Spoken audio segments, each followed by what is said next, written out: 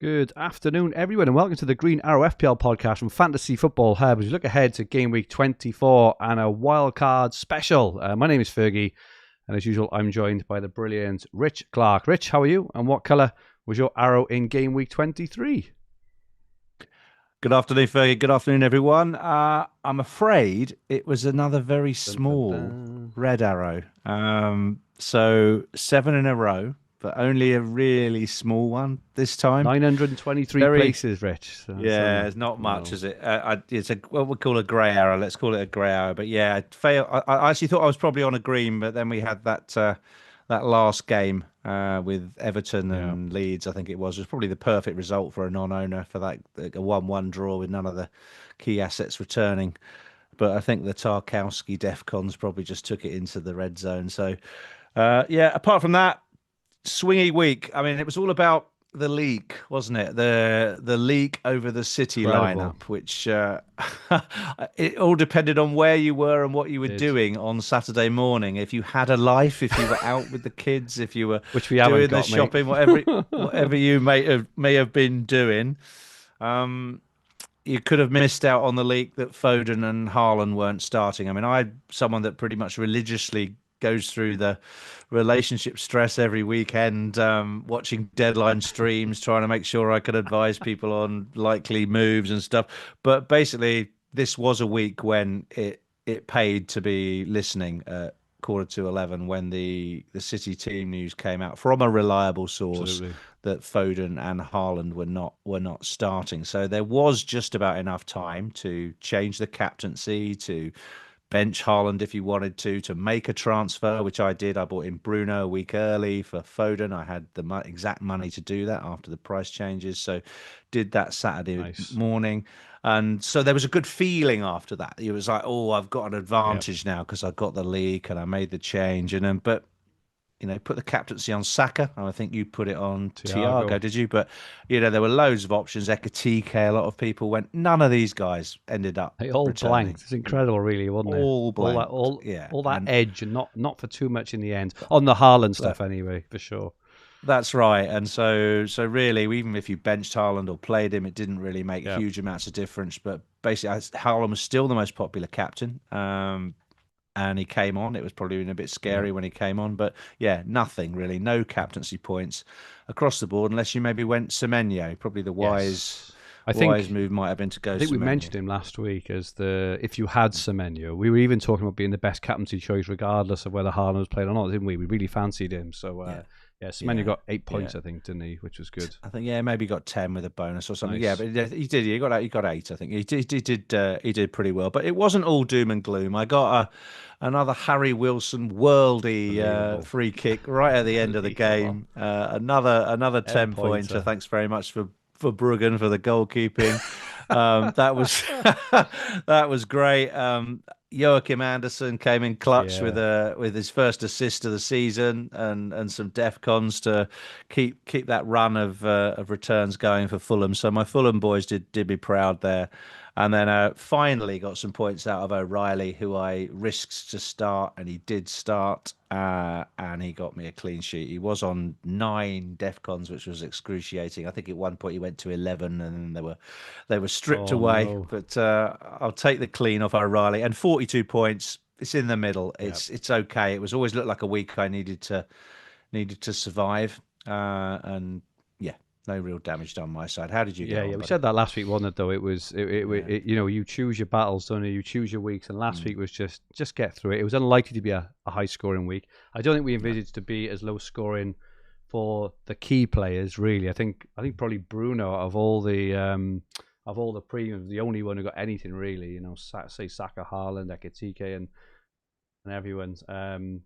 But just a quick story about my experience on Saturday morning. So I was hosting a snooker exhibition on Saturday morning with Ken Doherty and Dennis Taylor. So I was on my way there in the car, and I was actually in between phones in terms of I was changing my Sky account to a different Sky account. I didn't find out that you can't go direct from Sky to Sky. So basically I had to go from Sky to Vodafone to Sky, which you can imagine from a from a phone usability view, wasn't helpful over a period of about 3 days. So I'm driving up to this thing, kind of in and out of signal, and I see the leak at like, what was it, 10:47 or 48. I'm hotspotting on my friend's phone at the time, and that keeps hopping in and out.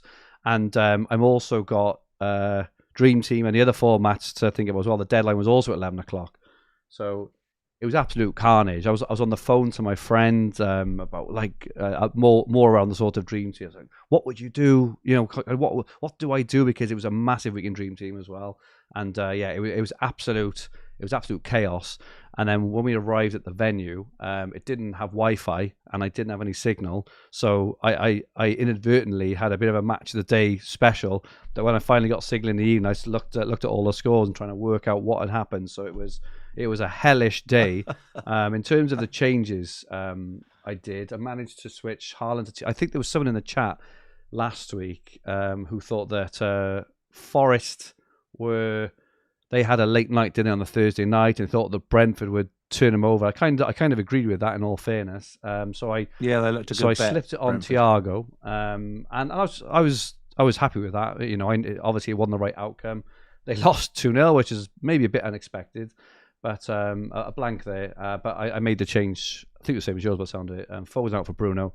I could have done Bruno G to Rodgers, which was my planned transfer, which would have got me more points, but I knew that Bruno Fernandes was potentially rising in price, Foden potentially leading in price, so I was price led there. So I probably lost out on a couple of points. But same Anderson, Mukiele assist again, just incredible. And Vrabka and Enzo goal as well. So a touch. We haven't mentioned it, but we both benched Dorgu again. So we benched 23 points in 2 games, and I was bragging to my friends on Sunday. And I've got Dorgu already. You're always in transfers him. I can bring him in, and so we have 15-point bet. No, I think we had something like 1 pointer. 15-point bench, 8-point bench out for 10 weeks. Thanks very much, Patrick. Much, really appreciate your time in my team. So that's right. That little avenue of opportunity has been shut down. Exactly. You know, because I was actually going to play him this week against Fulham, and now, of course, he's a sell now, isn't he? But what a swiggy week, huh? Incredible. A funny old week. Just say hello, everyone in the chat. Ian McLaughlin is in. He says, "Are we in line for another dose of deadline chaos?" Let's hope not. Normally, I'm wandering on the football pitch with my son, and that's why I struggle, is because I obviously want to watch him, but his match was called off this week, so that's why I was hotspotting the car. Zara, 4 reds in a row. Would you take a -8 to fix a mere team and save the wild card for 31?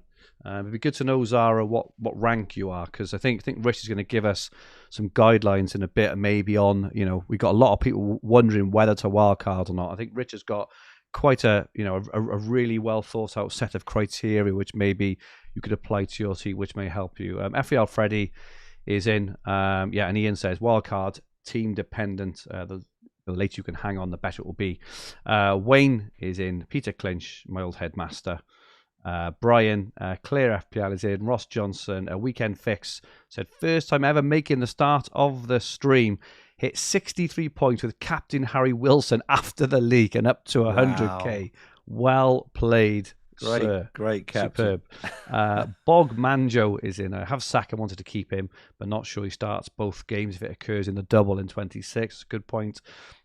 Brian, 3 transfers made this week. John Lee, Johnny, and thank you so much everyone who is joining us in the chat for today. And I suppose spoiler alert, Rich, we've already both made transfers this week. Do you want to just go through the one you've already made and the reason why? Yeah, I had 3, and that's a key reason for making 1 early. I thought I could cover myself for the Champions League games midweek in case anything went wrong there, because I still would have a couple of transfers to move things around. I bought in Enzo due to a rise in price for him and a fall in price that was due for Anthony Gordon, who I was just sick of, scoring only in the Champions League, and returned another blank last weekend, got hooked even earlier last weekend. And I just thought, given Newcastle's upcoming fixtures, I think they're 20th on the ticker now. I just thought this was a logical move to get done early, given the fact that things might get a bit tight on pricing as we move forward. So I just did a sort of price sensitive move on Enzo, because I just knew that he was the Chelsea player that I wanted with the potential rotation risk. So yeah, he's come in, and I still have 2 to use this week if I want to. Splendid. Well done, Rich. Yeah, I did one on Saturday evening. I don't think there was too much risk, but Bruno G, obviously with him being potentially injured, what I didn't want to do was just hang on all week looking at price changes every day, every night. So I had the exact money to do Bruno G to Rodgers, and I know I wanted Rodgers, so I just did it. And he's been a player you've wanted for ages. Yeah, so I made that move on Saturday. I'm not sure if anyone's gone up or down since then, in all honesty, but I'm just happy to get it done and not have to worry about having to look at trends and stuff. If you do want to look at trends, go to fantasyfootballhub.co.uk, and all the price change rises and predicted rises and falls are on there for absolutely free. But yeah, I did that move on Saturday, so reasonably happy with my team. Obviously the Dorgo injury is a real pain. We both of us had him in advance of this run. I think he had something like 250,000 transfers in this week, and there would have been more going on as well. So it's a bit of a shame, but there we have it. Your mini leagues aren't over yet. If you do want to join Fantasy Football Hub and get access to AI transfer recommendations, Opta stats, all our tools, all our expert team reveals, and everything else, and some of our experts are having absolutely stellar seasons. I think Bakar's up to like 17k Rich or something now. He's having a stormer. Well. Lots of them doing really, really well. You're going to have access to all this stuff. 7 days absolutely free. Click the link in the description below. So we're going to cut this kind of in two. We're going to have a look firstly at the short term, our sort of normal Game Week 24 preview, and then we're going to touch a little more after that on wildcards. So the first thing we've got for the lay of the land are the next 4 fixtures. Chelsea up the top with 4 quite wonderful fixtures, actually. They're probably as good as it gets. Home to West Ham this weekend, away to Wolves, home to Leeds, and home to Burnley. So 3 of the next 4 at home against, 4 of the bottom, I'm not sure if that's bottom 5 or 6 teams maybe. Palace next on the ticker. A couple of toughish away games, I think, especially given their form. Away to Forest, away to Brighton, then they're home to Burnley, home to Wolves. Forest have got 3 home games in 4, 2 of them particularly really good. Man United, who we've talked about, a team in form. What an incredible... Yeah, we haven't touched it on the result. I didn't watch that match. I watched the Man City. I watched United Man City, but apparently, again, just the intensity. A really good game for the neutral, actually. It was excellent. Yeah. And Bournemouth fixtures, as we know, has been talking about for the last few weeks, really come to the fore with, some really nice fixtures going from 24 onwards. Right down the bottom, as you already mentioned, Rich, Newcastle, 3 away games in the next 4, and they're away to Liverpool, away to Spurs, away to Man City. Leeds are away to Arsenal, Chelsea, and Villa in that time as well. Brentford's are tough, Spurs are tough. Man City's fixtures, as as well. We're all stacked up, or were stacked up on City, and they have a tough run as well. And Liverpool, I was looking at Liverpool's fixtures, and we'll touch on a bit more when it comes to wildcard. But it looks like for me, Liverpool's short-term fixtures are okay, but their longer-term fixtures up to wildcard are pretty decent, I think. So maybe we'll talk about them a little bit more as we go on. But yeah, what's your take, Rich, on on how we play these next few weeks?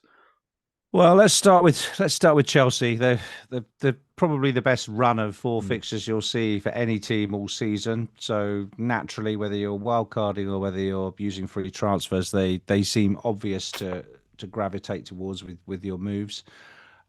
Hence the early transfer on Enzo for me. Fortunately for me, I've got Sanchez in goal, who I've had all season and haven't moved him. So nice. I don't know whether I'm going to triple up. I've already got Mark Gu. I don't think that really counts as a third Chelsea. It's more of an obstacle that needs to be dealt with rather than a third Chelsea. But yeah, really, really great. And there are a number of key options for Chelsea that I think we'll talk about. We'll name names in a minute in the next slide. But yeah, really like Chelsea.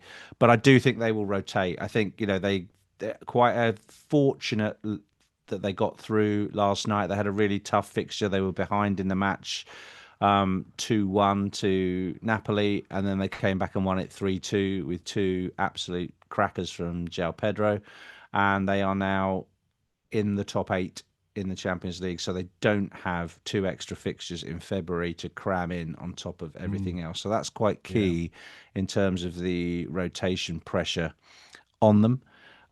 Coming down a bit, we've talked about United.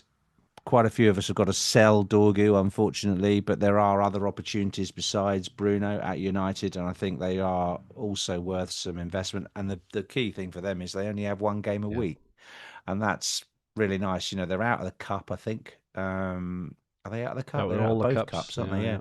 And so they've only got league games to go between now and the end of the season. They're well rested. They seem to have hit form. In fact, they've played their 2 hardest games in Carrick's first 2 league games. So let's see how they go when they're favourites to win a game in the next couple, because I think they're favourites to beat Tottenham next week as well at home. So I think United look really good for investment. Villa, I think they're slightly lower down the ticker, but they've got really nice fixtures now. If you look slightly longer, up to game week 31, they're really up there, probably third on the ticker for an 8-week view. Watkins looks good. They have brought in Tammy Abraham now. That transfer's confirmed, but apart from a few minutes at the end of the game, I can't really see Abraham getting starts ahead of Watkins for a little while. And Morgan Rogers, your pick, is clearly the standout option there. I have Matty Cash, who I'm quite glad to have now for this upcoming run of fixtures. So yeah, like Villa, and if Adam was on, he'd be waxing about how great they are, and they have got a genuine chance of winning the title. I mean, Arsenal have dropped 5 points in the last couple of weeks, and it's all got a lot closer. Another slip up for Arsenal, and Villa will be on them, especially with those fixtures. So yeah, really like Villa. I think the Tielemans injury. I think I read this morning that Tielemans might be out for like 8 or 10 weeks. I think that will impact them. I don't think they've got many midfielders, but they have just re-signed Douglas Luiz, haven't they? But that's right. Yeah, quite a key one there. Douglas Luiz. So, I think they're looking good. The other one who's got a lot of interest is Bournemouth. So Bournemouth now have some nice fixtures all the way through to game week 31. So they make excellent investment for if you want to pull some positions away from all the teams that have the Champions League games, that have all the semi-finals and the cup games, etc. Bournemouth don't have so many fixtures, but they also have they're playing really nice football again. And they might leak the odd goal, but they're good for DEFCONs. They're good for attacking returns. They've just signed a guy called Rayan. I don't know much about him, but they've signed him from Vasco da Gama. I think more of as a Semenyo replacement. But several key options for Bournemouth out there as well. That's about it from me. I think those are the teams that I would pick out. I think so for these next. And we just wanted to show thanks to Legomane FPL on X. If you don't follow, make sure you do. Wanted to show you mentioned, Rich, about this sort of crush, this fixture crush, the Carabao second legs, isn't it? And because all 4 teams left, one of the games, Chelsea Arsenal, is kind of finally poised 3-2. Yes. So we probably expect them to play strong teams in that. City and Newcastle, I think it's 2-0 to City, isn't it? If I remember. That's right. So. Yes, I'm actually going to the Arsenal Chelsea game on Tuesday. It'll be my first game for a while, so I'm looking forward to that.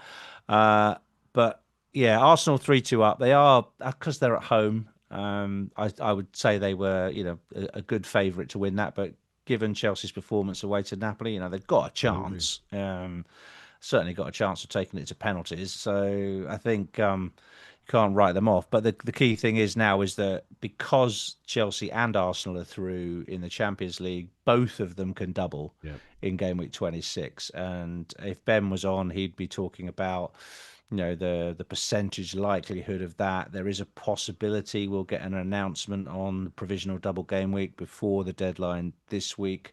But really what we need to wait for is the outcome of that semi-final next Tuesday. And then we will know who blanks in game week 31. We'll know, who is likely to have a fixture pull forward out of the 2 finalists. And that could be Chelsea Everton, but it's more likely to be Arsenal and Wolves, I believe. But if you get into the Lego Mane's diagram here, you can see that for teams like Arsenal, teams like Chelsea, they really are in the red zone for the next few days. Arsenal managed to completely rotate last night, so I don't think there's huge amounts of rotation risk for Leeds. They will put out their strong team, and they also got less of a lead now in the Premier League, so I do expect to see almost all of their first 11 come back for that Leeds fixture. But they will go strong against Chelsea on Tuesday, and equally Chelsea will go strong in that Tuesday fixture. So I actually expect some Chelsea rotation in the league against West Ham. Yeah, I agree. I'm not sure about it. I think Rossini. I think Rossini is kind of he said he's got to rotate. Yeah. He's got 22 good players. He said, and he's going to rotate. He's going to rotate. Not I might have to rotate. So I think he will. Palmer critically got a half. Got 2 assists, but he got a half last night. He wasn't fit enough to start, and that was confirmed by Rossini. So I still don't personally think Palmer's a buy, because I think he'll miss games, and he'll miss starts. Especially over this next probably will start West Ham. Yeah. Looking at Chelsea, they play 5 times now in the next 14 days or something. It's a lot of football because even when they get a respite from Europe, there's a Prem double. So game week 26 is a midweek one, isn't it? A Saturday, Tuesday for them. Yeah, that's right. It's wow. crazy. So there's no let up. The only relief for the likes of Chelsea, Arsenal, City, and Liverpool is they do now have 2 free midweeks in February. So this doesn't quite extend out into February, but into all of February. But what you'll see is that they do get a break when they would have had those European playoffs. Not so lucky for Newcastle, who do have to play off. They did really well last night. Newcastle almost got through against PSG, the champions, but they will have a playoff over 2 legs. So that's 2 extra games for Newcastle. But all the other English teams got through, and I think that secures a 5th place, almost certain that we've got 5 teams in it for next year. Well played. I've been being a Spurs fan. It's so I don't know if the word is infuriating or whatever else. We just struggle so much in the league, but in Europe they put up some fantastic performances. And Christian Romero is just. I'm just hoping we hold on to him. He's such a he's really mature this year. I think he was man of the match again last night.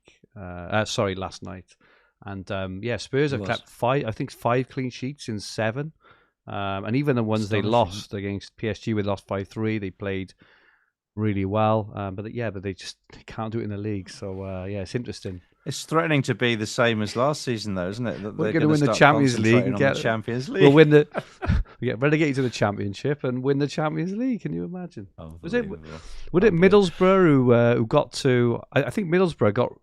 Did they get relegated one year, but they won the one of the European Cup? The FA Cup, got I can't something like that. Crazy stuff. Yeah, it was crazy. I have to say, before we get off the subject of Europe, I was watching this goals show, the compendium of all the games on at once last night, and it was a little bit like watching the Eurovision Song Contest scoreboard. There was a goal going in every 30 seconds, every 60 seconds, and then they would recalibrate the table live, as you went through the evening, and it was moving around all over the place. And right at the end of the game, Jose Mourinho's Benfica got a late goal against Real Madrid. And if Real Madrid had drawn that game, it would have knocked City into the playoffs. So it was so significant, and it was also close.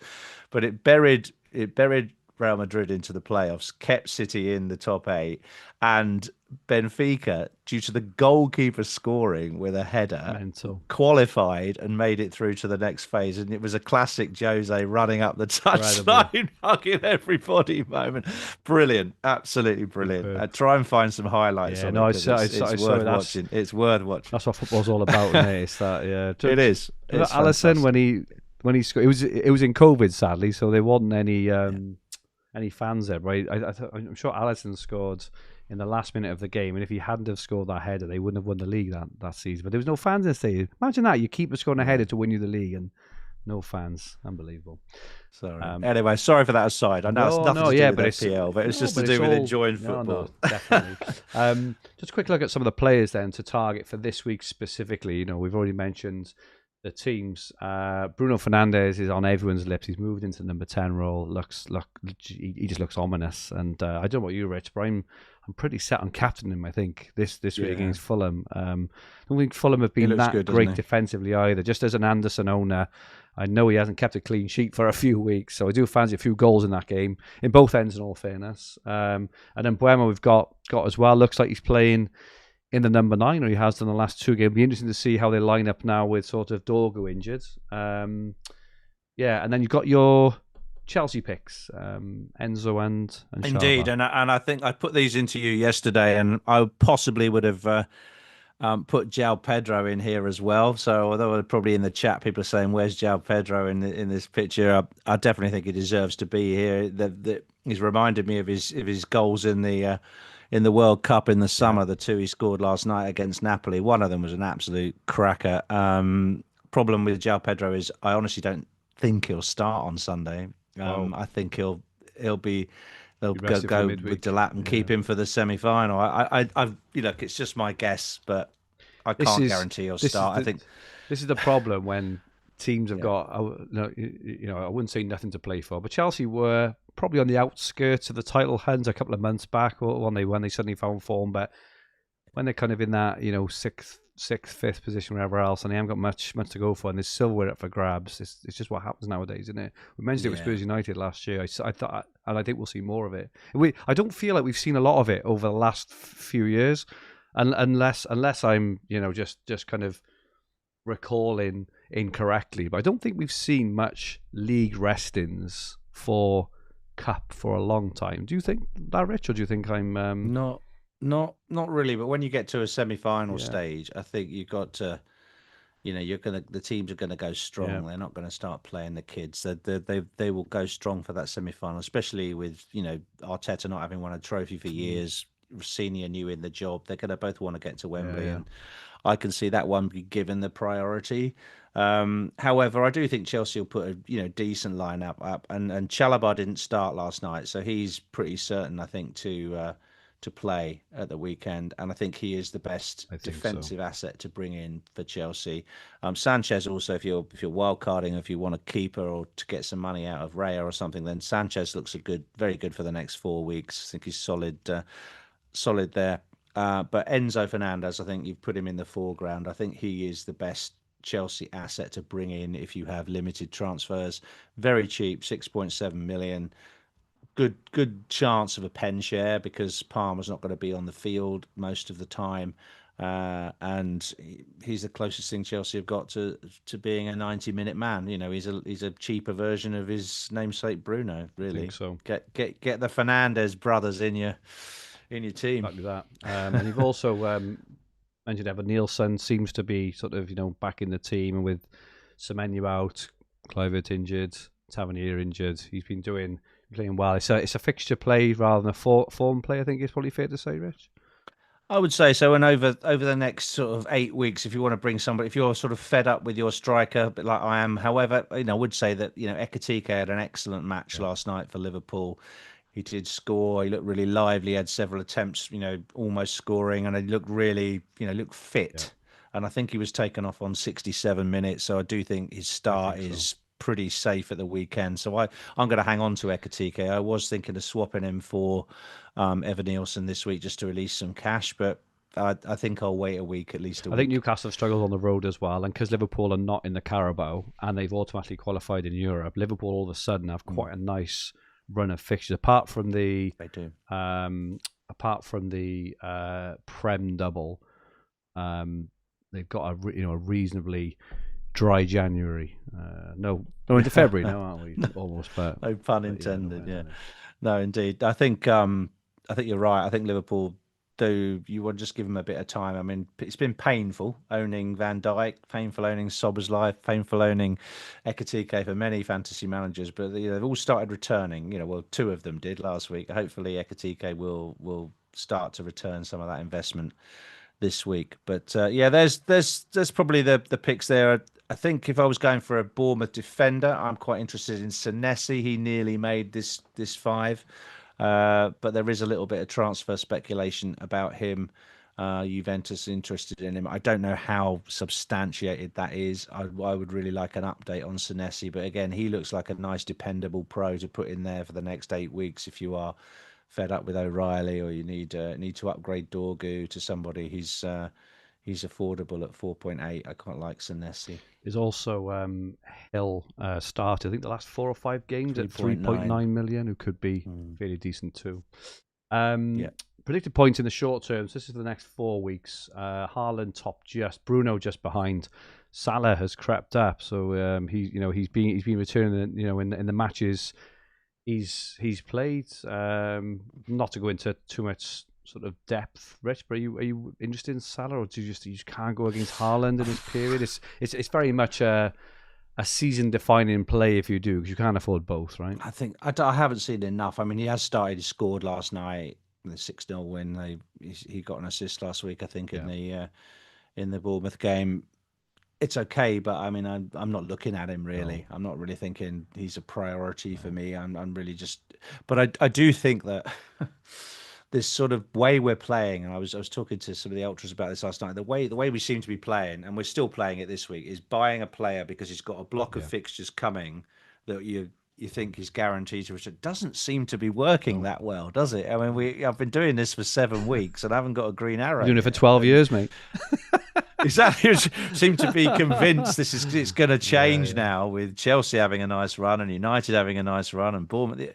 It's not. The guys end up performing in the fixtures you don't expect them to, like Dorgu being a classic example. Bench him for 23 City, points against City and for Arsenal. He gets 23 points. But you wouldn't logically have started him, would you? That's the thing. So this playing for fixtures, it doesn't always work. However, what can you do? You can only set your team up the best you can to get lucky. Someone just put in the chat, FPL Freddie said double game week announced. It's live. Has it just come out live? Has it come out live? Freddie, deets. We need deets, Freddie. Come on, Freddie. Quick, get on X. Let's have a quick look. Live. Oh no. Wake up, Ben Crellin. Quick, let's have a look. I'm just trying to so double game week 26 announced. If Arsenal beat Chelsea in the Carabao Cup semi-final, Arsenal will play Brentford and Wolves. Wolves will play Forest and Arsenal. If Chelsea beat Arsenal, Chelsea versus Leeds and Everton, or Everton versus Bournemouth and Chelsea. We will have confirmation before game week 25 as the semi-final is scheduled for Tuesday the 3rd of February. So there's definitely going to be a double game week 26. Whoever wins gets the double. Okay. Live. Wow. Thanks for that. Well, we go. Ben Crellin's on double the case. Game week fever. Ben Crellin is on the case already. And all his stuff will be up on Fantasy Football Hub imminently. So make sure you follow Ben Crellin on X, who is the double game week maestro, and get yourself on Fantasy Football Hub. Thank you, Freddie, for that. That is very relevant to what we're talking about, because we're about to talk about predicted points in the next 4 games. We may all just move on because I say move on. So it's to recalibrate everything, buddy. I suppose just to reflect on that briefly. So most people are double or tripping up on Arsenal anyway, and you've probably got the 3 you want for the next few game weeks. I mean, I can't get overly excited personally on Everton and Wolves. Maybe plays like Ndiaye, potentially maybe Mane and things. For Chelsea, we've already talked about Enzo. It's probably the number 1 pick, and Chalobah, and maybe Sanchez, maybe João Pedro. But I suppose the takeaway from this pod now is, I suppose the wild.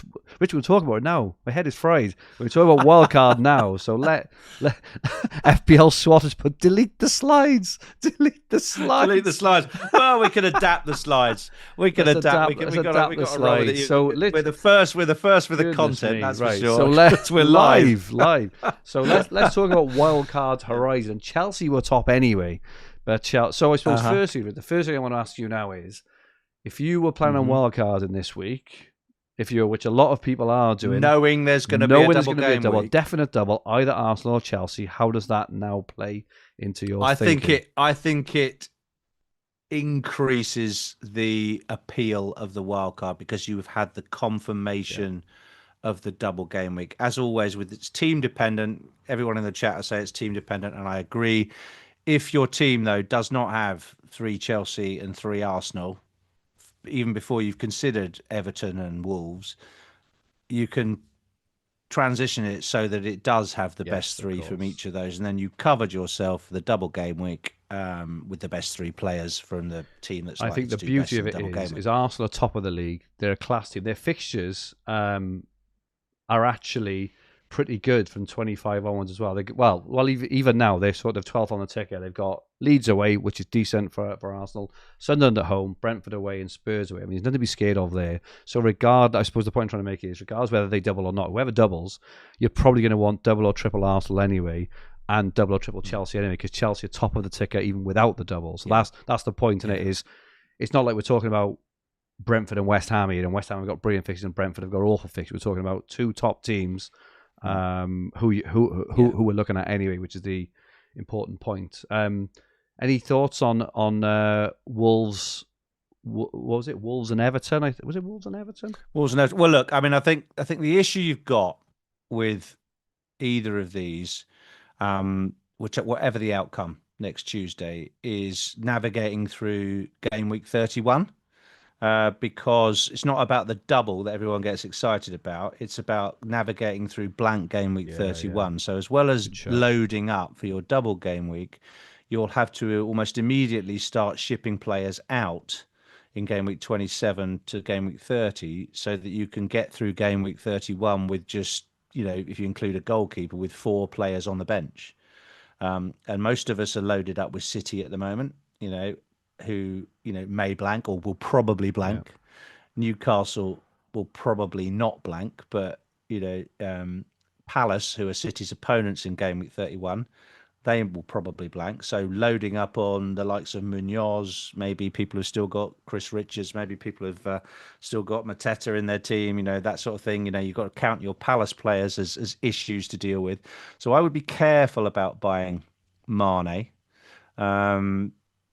Wolves have just sold Strand Larsen to Palace, which is bizarre. I'd leave that alone, regardless of where he goes, because either one you're going to blank whoever he's playing for. So I wouldn't bring Strand Larsen in, certainly. But Mane, I think it's tempting to get him on wildcard because you've just got that doubler there, and you can put him in there as that enabler who has the double, and then you can just plan to move him on. But it is going to cost you a transfer down the line. And what you need to do if you're playing an early wildcard, above all things, is make sure you stack transfers between game week 25 and game week 31 so that you can then take on, let's call it the horde, who will wildcard in game week 32 for the doubles and blanks, etc. And you need to have 4 or 5 transfers when you go into game week 32 in order to manage that. Yeah, really, really good thinking there, Rich. Good stuff. Just looking at the different kind of players we could be looking at compared to the shorter term ones. So this is for wildcarders now. We mentioned earlier that Liverpool's fixtures are much better. So I've noticed, for example, Ekitike flies up the chart. If you think he's going to keep on playing, I think he was something like 12th best pick in the short term, but over this longer term until game week 30, he's shot up to 4th, which is good. A lot of these players are popular players anyway. We've got Gabriel up there, Thiago. I noticed Thiago in the short term hasn't got good fixtures, but I think it's, I want to say 26 or 27 onwards. He has a run, I think it's 3 really fixtures, good fixtures. Yeah. So what would you do with him on wildcard? On wildcard, this is tricky because if I could understand the idea of leaving him out of a wild card and looking at, say, João Pedro at the same almost identical price. Maybe you put João Pedro in there, you want to punt those fixtures. But then if you're planning to do Pedro to Thiago in game week 27 or 28, when their fixtures improve, that's one of those transfers you're supposed to be saving. And so the discipline you will need to have might be that you'll ride out these fixtures with Thiago and you'll keep Thiago so you save a transfer. Yeah. And that's the kind of decision you've got to be fairly strict with yourself and not be doing all this lily pad jumping that it's tempting to do. It's what I did when I got 5 free transfers. I just could have wasted them within one Christmas. so didn't exactly practice what I preach. But you're going to have to be, patient, and you're going to have to set your team up on wildcard so that it lasts with very few transfers. So I would buy players that have a good run of 8 games. So Villa players become appealing on wildcard because you can just keep them till game week 31. Yeah, good show. Bournemouth players look good because you can keep them till game week 31. You want players who are just happy to set and forget them and not necessarily play fixture swings with them. Yes, you want 3 Chelsea, 3 Arsenal because you can play the double and then start shipping them out. You get rid of your Chelsea players from game week 28 onwards, so that's all right. Arsenal you're probably going to keep for a while, but I've seen a lot of people either selling Saka already to get to Bruno this week, and I've seen people on the cusp of selling Saka because they're a bit fed up with his returns. He's not really worth 10 million. I think you've got to think again. You're going to see Saka coming back in on wildcards now because he's a potential captain. Probably would be. Who would be 26? Who would be the captain, Rich? It's probably I would probably player, captain Saka. If you had him, yeah. just because his pedigree it's him or Gabriel, really. People will go for Gabriel, but how often is a defender worked out as captain? Lewis Dunk. Do you remember that? Yeah. Oh my god. I think that's the last time. I think Brighton had a double game week, or maybe even a triple game week. It didn't work out. I think he got about 3 points. So, no, it was Duffy, wasn't it? Was it Duffy? Everyone was captaining Brighton defender. I remember captaining Duffy. Yeah, Shane Duffy. Yeah. Yeah, it wasn't Lewis Dunk. Sorry, Lewis. No, we've had there you go. We've had a couple of questions on why would you want Wolves players? I think it's a fair question. I would say I think Wolves improved, and the reason I probably wouldn't go for any Wolves player, but the reason I like Mane personally is because of his price point, because he's a decent wild card pick anyway. You're going to see lots of people. There hasn't been many forwards. Spot. I know we talk about Thiago, potentially Ekitike, but if you don't, they're not exactly pulling up trees, right? Thiago had the spell a couple of weeks ago where he was, but there's an eye, especially if you want Saka and Palmer and a premium defence to go. You can go Haaland, someone, and Mane. You can even go Krupi Jr. and Mane if you wanted to. That's the only argument. Yeah. Why you may want to go for Mane on wildcard is you get a double game week player who you would be picking that price point anyway. If he was like 5.5 or 6 million, you probably wouldn't. But for 4.5, you want to kill that price point anyway. So that's the reason for me anyway. Why I think I think so. There's also an argument to say maybe go for like Jose Sarr as the goalkeeper that week, so you can have Sarr for the double game week. He might get some save points against Arsenal, for instance. He might goalkeepers in double game weeks normally do quite well, and you could have Sarr as your second keeper, and have him there, because then he's an extra player you can bench in game week 31 without having to use a transfer. So again, those cheaper positions, or edge pieces as Luke calls them, you can use Wolves players to fill in those gaps without blowing the budget. So don't go for Dubravka, go for Jose Sarr instead. I think he's only a little bit more than Dubravka anyway, isn't he? 4.1, 4.2 or something. So he makes a nice option. Don't think I'd go for anything else. I'm not sure. I think with Strand Larsen's leaving anyway. Might nail one of their strikers, perhaps a cheaper strikers, but you know all about Huang from a couple of years ago. I ripped my team up for him. got caught in the moment. Just on chips, Rich. So if you are wildcarding in Game Week 24 now, obviously we talked about you're probably going to want triple Arsenal, double, triple Chelsea, probably potentially Man, even though he's not getting a lot of love in there.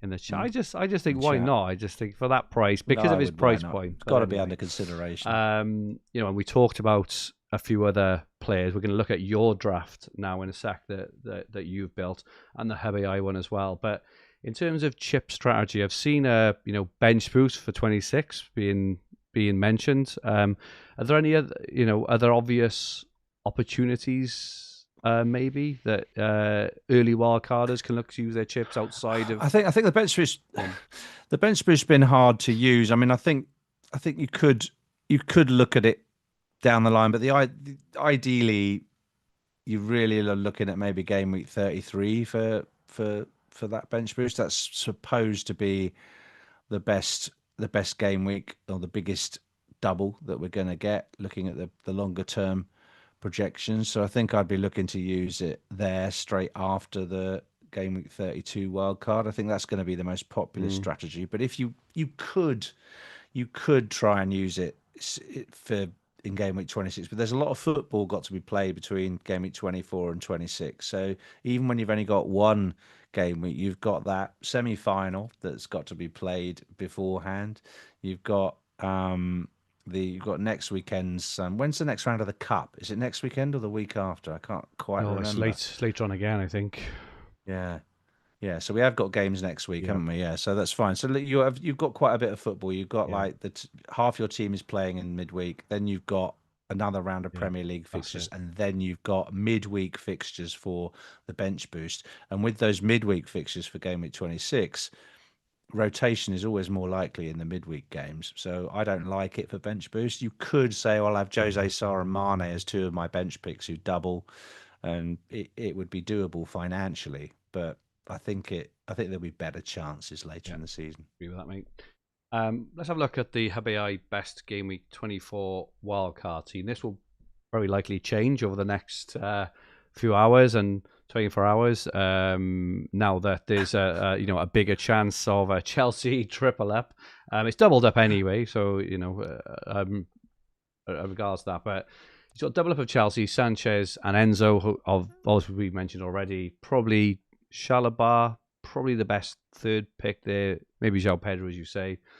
I'd probably put Pedro in. Yeah, we've got Gabriel and Rice. Only a double up for Arsenal. Again, that will very likely change to a triple up for Arsenal based on the new news. And a triple up, double up in Sunderland at the back. Alderete and Mukiele 4.1 and 4.5. It's probably worth saying that Ronaldo has got his place back, haven't he, at 3.9 or something like that. He is. You might see him in a minute. Oh, interesting. Okay. Bruno Fernandes, as mentioned, Enzo, Mbeumo, and Declan Rice, which looks a very, very powerful midfield four. Senesi on the bench as well. We mentioned him. And Stack and Rodon for Leeds, just for their price points. Like I say, I do think there will be quite a bit of change in this team in the next 24 hours as everything sort of sorts itself out. And so yeah. Yeah, as soon as you update your fixture tickers with those what now forecast double game weeks, then that's going to change the algorithm quite a bit, isn't it? So I think you've got to give the guys overnight to rectify that. I don't mind that team. I think it's quite short term in terms of the Burnley fixture for the Sunderland double up. I don't think I'd double up on Sunderland defence, good though they have been. And I know we've got some fans in the chat of Sunderland, but I don't think I'd go double on Wildcard, given the fixtures they've got after Burnley. I think after Arsenal, Liverpool, I don't think they're that bad. I would that because you can play Senesi and Rodon potentially in 25. But yeah, I don't think I'd double up either. I think that's fair. Yeah. I'm surprised Ekatike makes it. I think it's that does fill me with optimism. Yeah, well, we had a chat this morning about his minutes because we only had him down as like 70 odd minutes, but because they went out to the Champions League last night, we had a discussion, and I don't think he's going to play a lot of minutes in this period now because they just haven't got this stacked schedule that they have had, and obviously with Isak out and things as well, I do feel like he's going to get a fair bit of game time. Yeah. Probably rested in the FA Cup, I would say. They haven't got Carabao Cup. So probably think he's going to start and get 80 plus minutes as an average over the next sort of 4 or 5 games. Like I say, short term, they're home to Newcastle, which is a good fixture. I even think home to Man City is not the worst fixture. Sunderland have conceded in the last few games, and after that they have a fairly decent run up. Up until wild card. So. Yeah, interesting.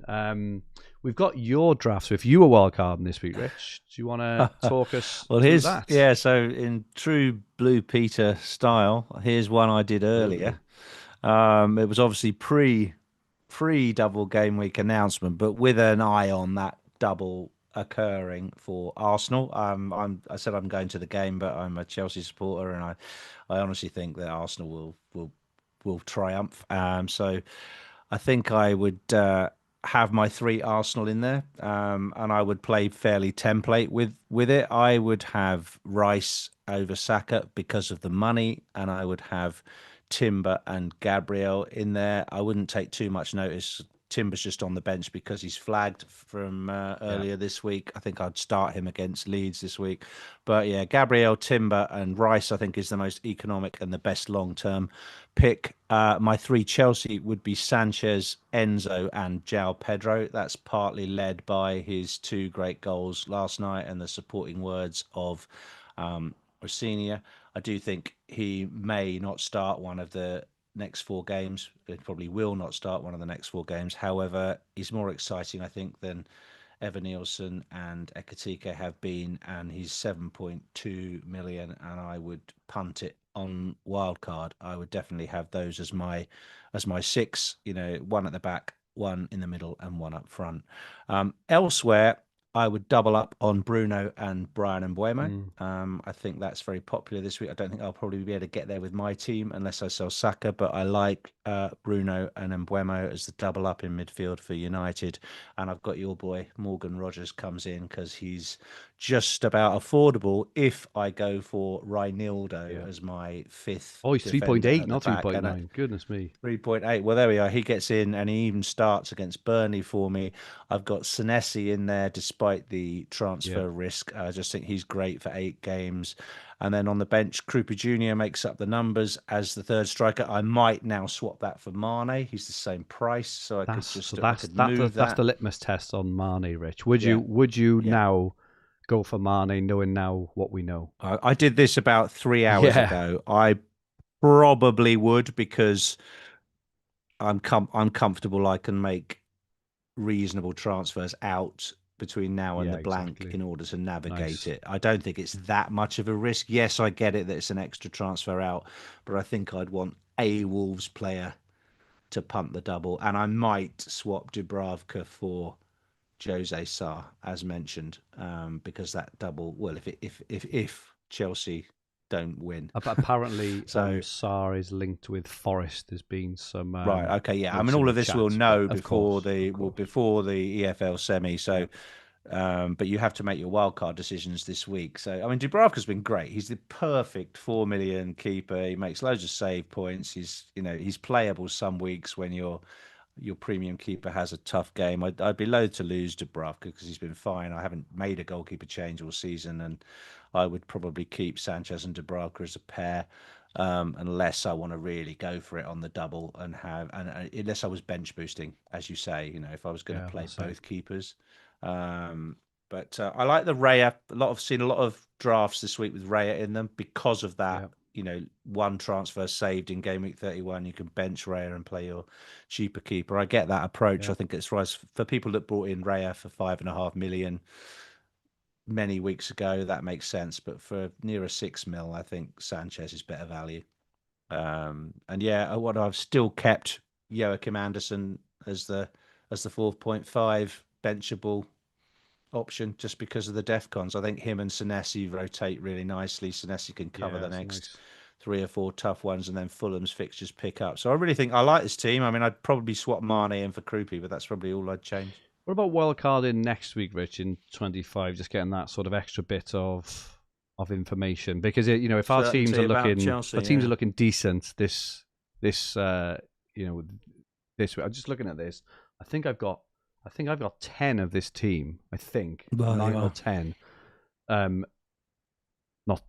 Not to You'd be very happy with it, but I'm thinking next week when we actually know we've got a bit more information. Is that an option? Do you think? I think it's an option now. We know we've got a double game week, and you're waiting for the outcome of that semi-final, so because you can load on Everton or Palace if you wanted, and as well, and bench boost then in 26. That's your there's your boost. If you're sort of low in the ranks, as you said, if you're low in the ranks and you want to really kind of try and get a few 100,000 places, wildcarded into 25 into six double game weekers and bench boosted in 26. I know it's kind of short, short term thinking, right? But yeah, it's an option. Yeah, it absolutely is. Yeah, it is. And you can, the likes of Daniel Munoz comes into the equation, Iliman Njai, Kiernan Dewsbury Hall, Tarkowski, etc., Pickford. You're going to have a different mix if there is a surprise. They're all really good options as well, though. I think almost all those Yeah. players you mentioned, they're a good option. Again, it's not like you're talking about rubbish players here, like bad FPL assets. And Jai and and Tarkowski and Pickford have all been superb assets at points this season. Yeah, they have been. So. Yeah, so definitely, if you don't feel like you need it this week, there will be other opportunities. It is worth waiting for that cup game, and it takes on extra meaning, doesn't it? Next Tuesday, that semi-final. Indeed. Fergie's a punt for game week 24, and as it's a wildcard special, I've picked out 3 punts, Rich, because I struggled. I struggled to decide between them. I was having a look around, and some stats and looking at the teams I think have been playing well, trying to find some under the radar players, and I think I found 3 players who I think I don't think we've mentioned any of them yet. Well, definitely not in terms of picks anyway. But I don't want to reveal the slide actually because I've done them all on the same slide, so I'll kind of slow roll each one. But the first one, I think he actually missed a penalty last week. I want to say in Europe, but I've just noticed that this team have definitely improved since I've had the new manager. They've got some really good matches. Penalty taking player seems to be in the mix with everything. So I'm gonna go with Morgan Gibbs White. Next 3 fixtures. I haven't got them in front of me now because I can't see. Look at the slide. Let's see if I can get them up quickly. Because I can get there for you. I'll get there for you, mate. Hang on a second. I think I can. Forest. So home to Palace, who we know are really struggling at the moment. Then they're away to Leeds, and then they're home to Wolves. So I think that Morgan Gibbs White could be a really decent punt over the next 3 games. Second one, so we've talked about Mbeumo, we've talked about Bruno, we've talked about Dorgu. We haven't really mentioned Cunha, but a guy who's been, and the AI loves this player. He's been recommending him all season. When he plays, he tends to do really well. So United's next 5 home games: home to Fulham, home to Tottenham, away to West Ham, away to Everton, home to Palace. I mean, that is a lovely run of fixtures. And Ahmad is only, I think he's less than like 6.5 million. 6.2. Crazy, like that is super cheap. So if you can't get to Mbeumo, I think Ahmad is he's a really good pick, in his own right. So I really like that pick as a complete enough to differential. And the third pick is someone we sort of mentioned him earlier, but not in fantasy sort of things, but. It's a returning player. It's a player who's very likely going to go into feature for his new team or his returning team. When he left, he was on set pieces. He was on penalties. He was a pretty good option. And Adam Hopcroft, I remember, absolutely loved him. He's 4.9 million, and this is a punt. This is a proper punt, obviously, but. If you are looking for a Villa player who've got really good fixtures, Douglas Luiz, I don't think could be the worst punt because Tielemans is out. And I was having a look again this morning at the team and trying to work out who are going to be those players in that. Anana is maybe fit. They haven't got much in there. So Douglas Luiz is 4.9 million. So I think between these 3, I'm particularly excited about the latter 2. Just complete differentials. Teams they've all got good fixtures, low ownership, potential high upside. So I think if you are looking, for some differentials, I think these should be on your short list. Any thoughts, Rich? Yeah, I think the penalty taker at Villa is difficult to call. They haven't had one yet, I don't think. So Douglas Luiz was the taker, sort of pre. Well, Tielemans was the taker before. Luiz was the taker. Yeah. He could well be Douglas Luiz. I think out of the 3 of them, if I was going to have one, I'd probably have Ahmad just because of the price and the opportunity that he offers. So, I like Ahmad. If Wilson was to sort of, I don't know, lose his form or go off the boil, I might swap Wilson to Ahmad. But I like them. I think they're good. They're proper. They are punts, and that's just Yeah. I just want to say that Sandy's actually in the chat. Is Douglas Luiz back on pens? I don't know, but I think just based on the fact that he was so good at penalties before he left, fitted into that Aston Villa side. They're really struggling in that position. I could see him coming in playing if they do have penalties. He was on corners and free kicks and all sorts, wasn't he? So 4.9 million. If you're looking for that fifth mid to enable whatever, I think you could do worse than go for him. There's potential upside there, in my opinion. And Rich against the machine for Gameweek 24. Who have you picked out? Who are you going to top the AI I think this week, Rich? I'm going to have to go and have another look after you recalibrate everything. It might be that's a good show. Might be a Wolves player coming in, but no, I think went through the predicted points, and this one's 4.5 for this week away at Wolves. So Wolves in everybody's thoughts in different ways or others, but Evan Nielsen is my Richard against the machine pick this week. I think he's primed to score. The penalty discussion is alive and in the Bournemouth ranks as well. We're not sure after Tavernier got injured who's going to be taking them next. I think Krupi grabbed hold of the ball. I'd hate to buy Evan Nielsen and then Krupi was to get pens. That really would be a kick in the teeth. Especially if you previously owned Krupi as well, haven't you?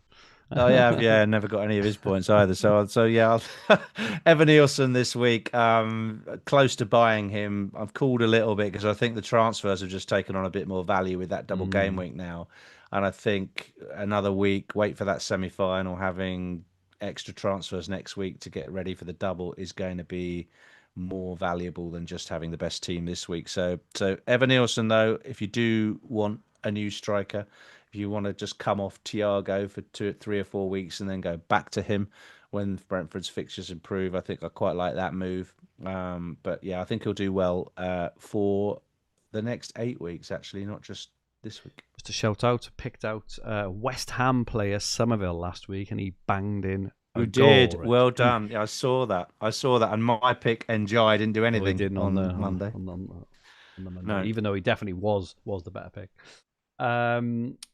Captain this week, quite interesting. Haaland obviously scored last night, but City have been struggling. Haaland unscored in the league for a long time, and he has got Bruno right up his backside. There's some chat about Palmer in the chat actually as well. So be interested in your take on that. And then there's Salah, Enzo, and Buemo. Ballard is in there. Ballard's do you know Ballard's average XG over the last 6 game weeks? The Sunderland centre back, something like 0.2. It's absolutely crazy. He's flying high, and he's got an XA of something like 0.1 as well. So he might be a decent one this week. Well, it will be. He's a good punt, isn't he, this week? He's really high up, isn't he? Crazy. But yeah, I mean, this is an interesting discussion this week. 3 weeks ago, we would have just said Haaland, at that against Tottenham. Tottenham, I think Van der Ven's out for Tottenham, isn't he? Or likely to be. They've got a lot of injuries. I mean, they're doing great in the Champions League, but they just can't seem to win a game at home. However, I remember this game last year when people said to me, I can't believe you're not captaining Haaland against Tottenham. And they went up to City and won 4-0, didn't they? Can you see it happening again? I mean, goodness knows. Stranger things have happened, haven't they? I'm going to go Bruno Fernandes, mate. I'm 100% on it. I'm not even considering Haaland. I might not even have him as vice. I might go Enzo vice. I'm going to have Bruno. I love it. Yeah. Bruno. Spurs also beat Man City in game week 2-0. Spurs have just had this voodoo, over Man City for the last 4 or 5 seasons. They just seem to find a way of, it feels like how Spurs play in Europe against the European sort of style and play well. It seems like Man City may play in that, and Spurs. I wouldn't, I think it's a bit strong to say Spurs have worked out how to beat Man City because it's Pep and he's a genius, and Man City are this extraordinary team. But Spurs seem to have found a way to nullify and just play well against Man City. You watch now, it'll go and be like 6-0. Well, I think Haaland obviously can score. I mean, it was a nice finish last night. It doesn't take much to get his confidence back. I think he's really lost his confidence. He wasn't really getting the service. So I think City will win that, probably 3-1 or something. But I think United will have too much of Fulham, and Fulham are quite an open team. They're not really going to low block United. I don't think so. They'll be quite an exciting game. That I can see how I'm going to play Harry Wilson against them, but I'm not going to play Joachim Andersen against United. Game week one. I want to say, I don't know if it was this season or last season, but United and Fulham. I think United won 1-0, but Fulham battered them. They were all over them. I think I could see it being a real sort of open game. But yeah, I think so. It's a real shame that Dorgu is injured, because Dorgu would have flown in that game. And that's a shame. But I think they will be strong. Cunha will probably come in that Dorgu position, and they'll keep everything the same with Mbeumo up front and probably sub in Sesko midway through the second half again. But yeah, I think I fancy United for 3 goals at the weekend. I just think they're confident. Bruno goal and assist. Smell it. Bruno goal assist, DEFCON, and max bonus. That's what's going to happen. I'd like to hear who's captaining Haaland in the chat versus Bruno. I think it is probably those two against each other. Most people will own them. Palmer, I think that's really bold. I mean, if you really want to, if you're languishing, if you really want to climb the ranks, Palmer does one of his 4 goals in a half. I honestly think he won't play 90. I think he'll start and he'll get 60 minutes tops. Yeah, I think as well. That's the thing with Palmer is I think I'm paraphrasing, but manager said last night that he's not fit to play 70 minutes. Yeah, and they've got this cup match next week as well, which he may not even start at all against West Ham. They may try and hold him back. If he plays, he'll probably want to give him minutes in both games, but therefore he won't overplay him in the West Ham game, and he'll get. I like Mbeumo, but he has been brought off, haven't he, after 70 minutes? But that's with Dorgu in the team, so it may be a bit different now. He may stay on, but I do like Mbeumo. He may play Sesko up front and put Mbeumo onto the right hand side, and Ahmad drops back a bit. Yeah, maybe. Yeah. I don't know. I think he'll keep it the same and just do Cunha for Dorgu, and that'll be the only change, because they're playing well, and he won't mess with that. Bruno, I think, clear captain for me.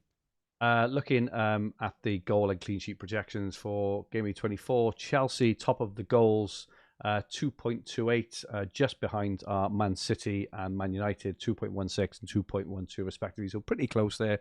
I think all 3 teams are going to score over 2 goals. And clean sheet wise, Arsenal 42%, Sunderland 41% chance against Burnley. That's that Ballard.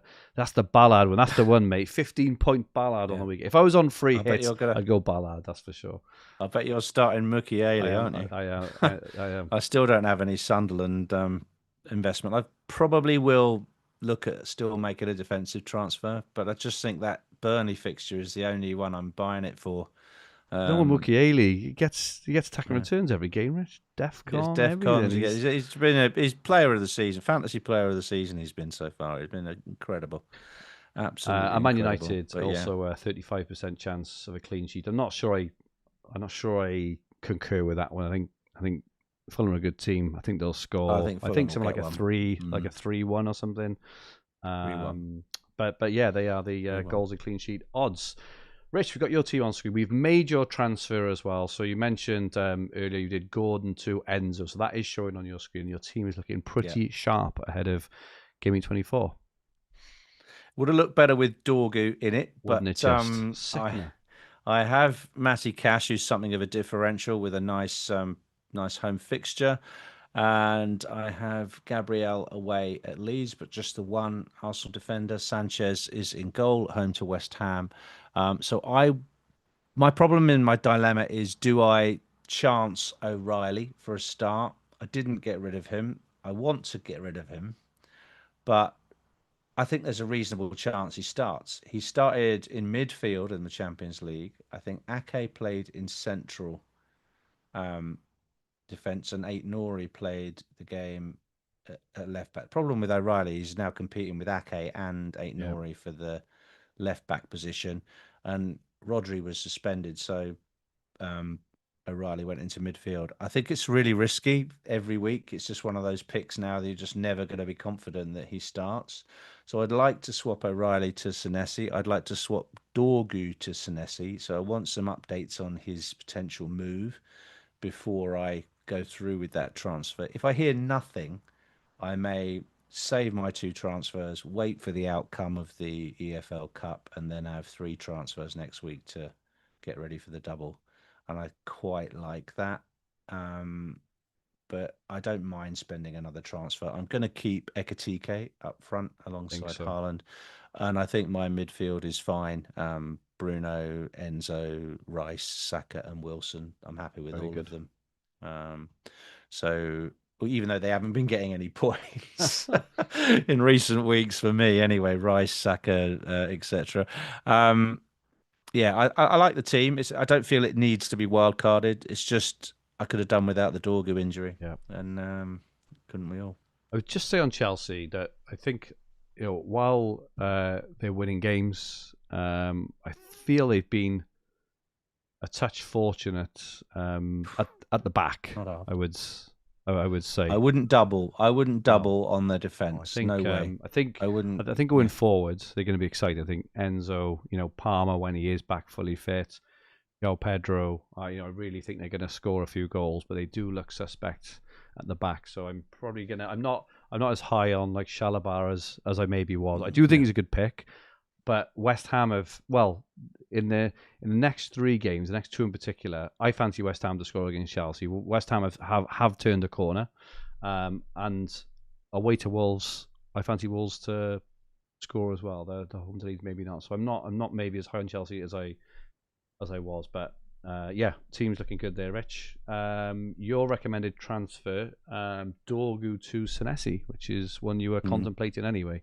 Yeah, I do like it. It's just that I'm hoping there'll be something. I mean, the thing is, Bournemouth they're looking to buy defenders. Yeah. If they let Senesi go, what's that going to do to their defence? It's going to completely destroy it, isn't it? They're not going to have anybody. So I think if they're looking to bring defenders in, they're hardly likely to let him go, I wouldn't have thought, even though they won't get a transfer fee for him. So I think it's just speculation, and I still think he's a really good pick. I'd probably have him on a wild card as long as I had a couple of backup options behind him. I do like that, and I can see myself doing it Saturday morning. Don't forget, you can get your own transfer recommendations. Go to Fantasy Football Hub. Link is in the description below. You can import your team, it'll rate it for you, and it will provide you with transfer recommendations. My team made the transfer, say, on Saturday, showing as I got 0.1 in the bank, because I can't remember, either Rodgers went up in price or Bruno fell. I can't remember, but I've got bloody Petrovic. I think Bournemouth, haven't they signed a keeper as well or something? So his place may even be at risk. We've got Wolves obviously on the weekend. I've got Davrabka, who keeps banging in the 5-pointers. He's having to make so many saves. So I'm not sure who to play. I'd probably play Davrabka just because I don't fancy either of them to keep a clean sheet, but I fancy Davrabka to maybe get some save. Yeah, 3 points maybe. Gabriel, Mukiele and Timber, which I'm really happy with that back 3 there. Bruno, he will be my captain, I think. Enzo, Rice and Rodgers, and then Haaland, Thiago away to Villa. I was going to play Dorgu in a, what would that be, 4-4-2 and bench Thiago away to Villa, which I don't know is the right thing to do, but I really fancy Dorgu as you did, and Ekitike. So I've got a decision to make whether to play Thiago away to Villa or play Anderson away to United. I'm probably erring on a Thiago away to Villa. Villa play this evening. Well, we said this last week. It didn't kind of play out, but just think that Thiago, you mentioned earlier, he's the kind of player who he doesn't need the fixtures to score goals. He just seems to just score anyway. I'd play Thiago. I think I'm happy to play Thiago there. Yeah. I mean, have you thought about doing the hokey cokey with Thiago and going to João Pedro or going to Evan Nielsen for a little while? Have you thought about that? I haven't got the transfers. Is the problem? I would be tempted, but maybe not, because, like I said, I think Thiago can. He's one of those players, he can score against anyone, and the fixtures come really nice against him. And I've got Enzo, so I'm not even sure João Pedro is gonna play every game, as we said. So I think Delap's there. I wouldn't be surprised to see João Pedro benched on the weekend. I hope he's not, or even Enzo. we'll see. But I haven't really got the transfers. I haven't got any free transfers because I've used the Rodgers one. But I'm happy with this team. I've obviously got you still got Tavernier to deal with at some point. Tavernier and Dorgu, which I need to deal with. But while I've got 12 fit players, Timbers may be an issue, but I've got Anderson first bench there. Well, I've got 12 players. Obviously, we'll find out if Chelsea if they double, and I will need to triple. So if that is the case, potentially I could bring in second Chelsea player there for next week. So I'm glad we found out this news now, because I can just hold off and wait. But yeah, again, it's funny. I've got I've mentioned this the last week or two. I've got this like very strange sense of calm at the moment that my team's in a good position and I'm happy regardless of the colour of my arrow. I don't have this feeling very often at all. I normally feel like I'm a move behind, but I'm not. I wouldn't say I'm a move ahead, but I've got the team I want, reasonably. So it's just the keepers. Well, so. if you said you had 10 of the players in my wild card, then I think so, and I do think that Dorgu would have been in there as well. Maybe had he been fit, so maybe even 11. There's only Tavernier, maybe Thiago and a couple of others, but. Yeah, feeling fine with it, and very good. And come what may with the arrows, because they are the only things which we can't control. We have to leave it to the laps of the gods. My recommended transfer is to save this week. I would say this is after I've made the Rodgers transfer, so I'm not sure what would have suggested it, because Bruno G is now. He was on the bench last night, wasn't he? So I'm assuming he's going to be flagged as fit again. It may have recommended to change him.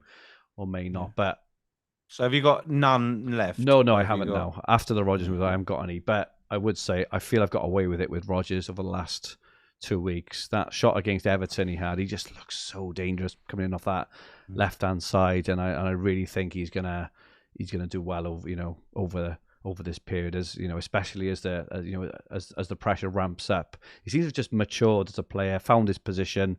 And he's everywhere. His position to lose for England. I think he's so. At the moment he's in the box seat. Given Palmer's trouble, I think he's the number 10 for England right now.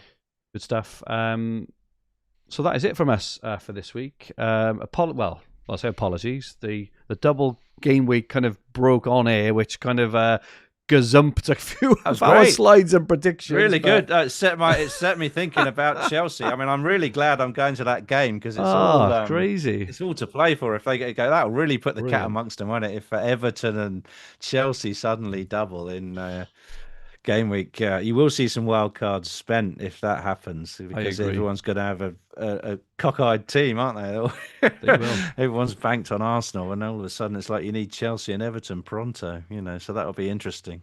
Yeah, it will be interesting. I like that kind of chaos. It will, because there's not many Everton. Like, if you think of the template in terms of Chelsea Arsenal players, it's probably fair to say the average Chelsea is maybe 2, like maybe even 1. I don't think the choice 2, 1.5, 1.5 maybe, and not like half an Everton player potentially. Yeah, it's 2.7 Arsenal, isn't it? It's at least that. So so if you're going for 1.5 and a half, that's only 2 out of 6.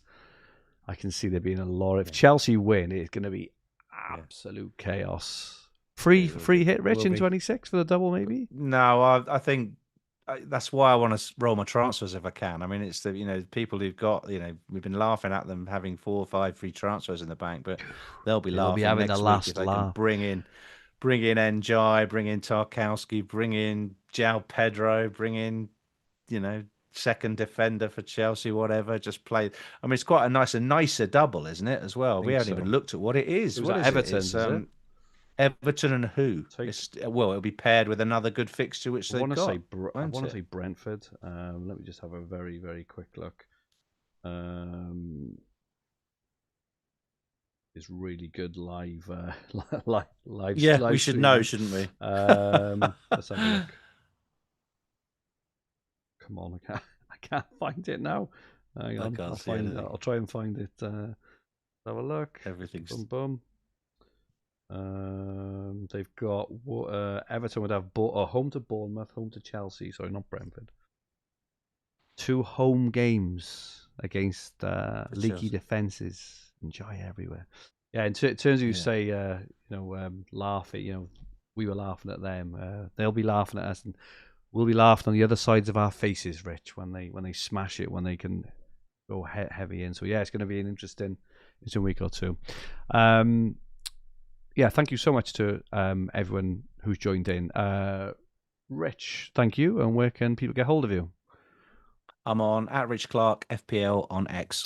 And do you want Rich or one of his team to personally review your team and and coach you and join his monthly Zoom calls and stuff? If you do, I don't know if everyone knows who joined us recently, but Rich is our ultra coach and he spends lots of time with our ultra members. So go onto the hub, take a look at that. Rich is one of the best FPL managers of all time. Previous number 1, I think, Rich, and many years ago, but still absolutely is. My handle on Twitter is at FFH_Fergie. This podcast video will be on the Fancy Football Hub YouTube channel with the podcast versions available on all major podcast platforms. If you like what you watched, please press the like button. Remember to subscribe to the channel. And if you enjoyed your listen, please rate the podcast. We'd really appreciate it. Leave us 5 stars and a comment. Pop in and say hello. We will be back next week, looking ahead to Gameweek 25. In the meantime, have a brilliant Gameweek 24. And may all your arrows be green. Good night all.